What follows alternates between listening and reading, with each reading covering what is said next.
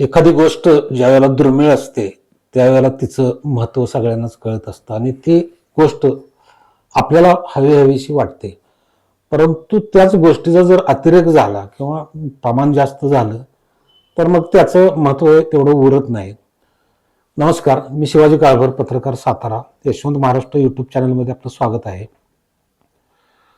जर दुर्मिळ गोष्ट अति प्रमाणात दिसू लागली तर त्याचं महत्त्व राहत नाही. ती परिस्थिती आज आपल्याला सातारा जिल्ह्यात बघायला मिळते. कधीतरी मिळणारं मंत्रीपद सातारा जिल्ह्यातील सर्वांनाच त्याचं खूप कौतुक असायचं.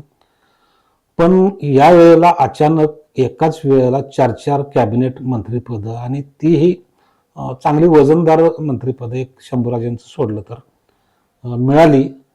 आणि सातारा जिल्ह्यातील जे 4 कॅबिनेट मंत्री आहेत त्यांचे कार्यकर्ते सुखावले.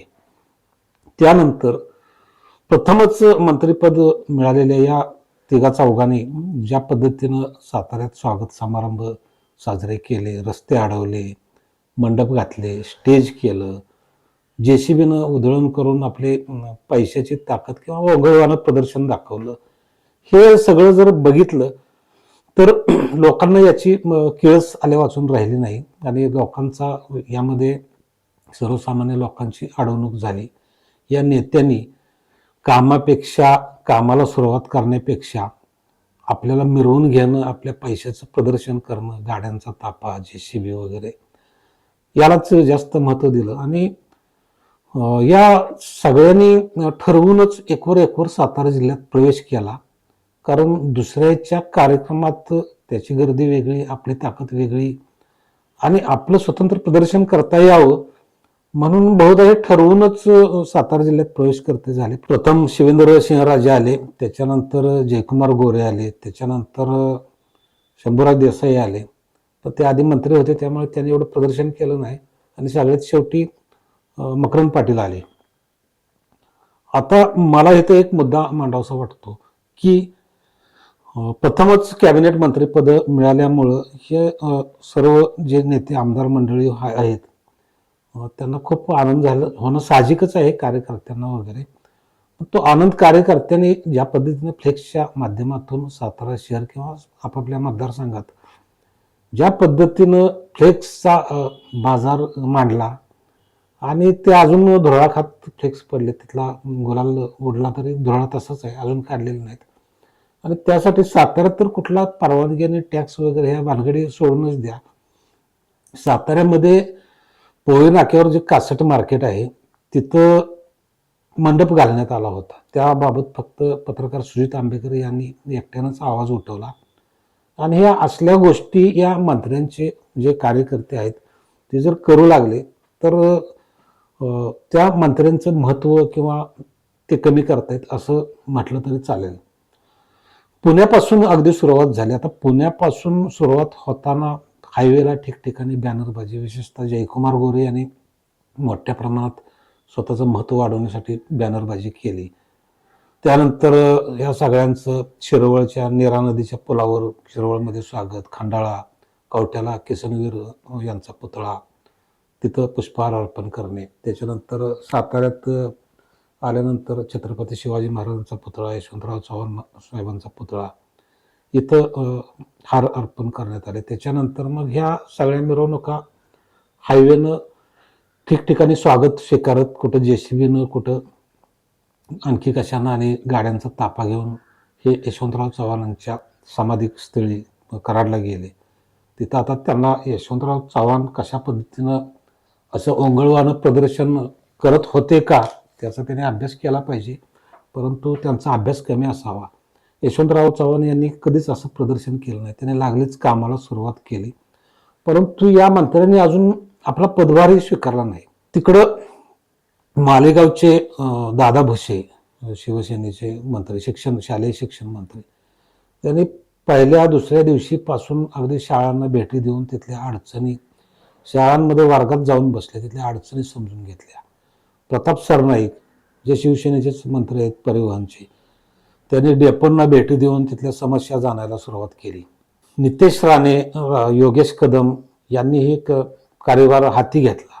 योगेश कदम तर हे राज्यमंत्री पोलीस खात्याचे आहेत, पण त्यांनी पोलीस स्टेशनला भेटी वगैरे देऊन कामकाजाला सुरुवात केली आणि आपले हे सातारा जिल्ह्यातले नेते हार तुरे सत्कार गुलाल जेसीबी याच नादात आहेत. अजून त्यांनी कार्यभार स्वीकारलेला नाही.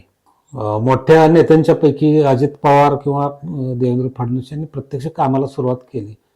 एकनाथ शिंदे मात्र गावाकडे शेती करायला आले. पण एकंदरीत अजित पवारांचा कामाचा आदर्श इतर नेत्यांनी घेण्यासारखी परिस्थिती आहे. पण सातारा जिल्ह्यातील या नेत्यांना आता ही बाब कोण समजावून सांगणार असा प्रश्न आहे.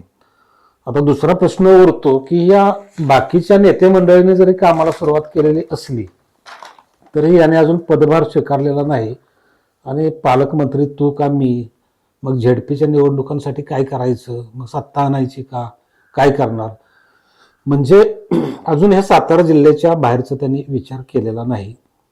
त्यामुळं आता हे कशा पद्धतीनं कामकाज करतील याचा नमुनाच आपल्या समोर आला. आता मुळात जी वजनदार खाते मिळालेत, सार्वजनिक बांधकाम मंत्री चंद्रराजांना ग्रामविकास सारखं महत्वाचं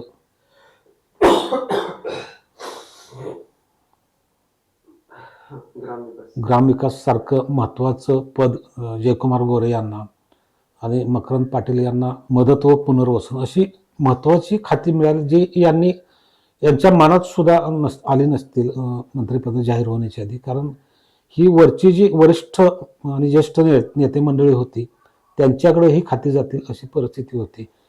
त्यामुळं या खात्यांना न्याय देताना त्यांनी संपूर्ण महाराष्ट्राचा, सातारा जिल्ह्याचा विचार केलाच पाहिजे, परंतु संपूर्ण महाराष्ट्राचा विचार करून त्यांना संपूर्ण महाराष्ट्रभर फिरायचे, त्यातल्या समस्या जाणून घ्यायच्या. म्हणजे एकंदरीत जर परिस्थिती बघितली तर या मंत्र्यांना आपण अजून आमदारच आहोत असं वाटतंय, पण यांच्या कार्यकर्त्यांना असं वाटतं की साहेब आता मंत्री झाले म्हणजे ट्रकनंच पैसे, पोती भरूनच पैसे आणणार आणि आपल्याला त्यातला किती हिस्सा मिळणार, मग आपण भरपूर उड्या मारू, गाड्या घेऊ, असं बहुधा कार्यकर्त्यांचा समज असावा. परंतु या नेत्यांनी जे मंत्री झालेत त्यांनी लोकल लेवलचे प्रश्न, भाजप म्हणजे सत्तेवर येणार किंवा इतर प्रश्न, हे लक्षात घेण्यापेक्षा मोठा विचार केला पाहिजे. आणि आपल्या आमदारकीची जी मानसिकता होती, आपण आता खूप मोठे महाराष्ट्राचे नेते झालेलो आहोत, हे लक्षात घेऊन काम करण्याची आवश्यकता आहे. मुळात आता हे मुंबईला जाणार किंवा गेले असतील कदाचित, पदभार स्वीकारणार, त्या खात्यातल्या समस्या आणि कामाची पद्धत, सचिव वगैरे त्या भानगडी समजून घेण्यातच यांचा महिना जाणार. त्यामुळे हे हार तुरे वगैरे बाजूला ठेवून त्यांनी प्रत्यक्ष कामाला सुरुवात केली पाहिजे. आता प्रत्येक विधानसभा मतदारसंघातील कार्यकर्त्याला किंवा नेत्यांना वाटणारच की आपण मोठा सत्कार आपल्या गावामध्ये किंवा कुठेतरी घेऊ, पण त्यांना काम करायला सुरुवात तरी करून द्या, त्याच्यानंतर मग तुम्ही सत्काराचे कार्यक्रम वगैरे घ्या, असं म्हणावंसं वाटतंय. मंत्र्यांच्या स्वागत समारंभासाठी जर सर्वसामान्य नागरिक वेठीस धरला जात असेल मंडप टाकून किंवा स्टेज टाकून, तर ते योग्य नाही. या मंत्र्यांनी आता आपल्या कार्यकर्त्यांना समजावून सांगायला हवं आहे. मुळात ही मंत्रिपदाची सुरुवात जर किंवा कामकाजाची सुरुवात जर अशा घशाळ पद्धतीनं होत असेल तर मग महाराष्ट्रातील लोकांनी त्यांच्यापासून पुढच्या काय अपेक्षा करायच्या. लोकांनी मुंबईत येऊन तुमच्याकडे कामांसाठी विनंत्या करणं वगैरे हे भाग आले. एकूणच आता या चारही मंत्र्यांनी या आपल्या मंत्रिपदाचं एक खेळणं किंवा पोरखेळ म्हणतो तसं न वागता पोक्तपणाने ही जबाबदारी सांभाळण्याची गरज आहे. यशवंत महाराष्ट्र चॅनलतर्फे आम्ही सगळे त्यांना शुभेच्छा देतो. धन्यवाद.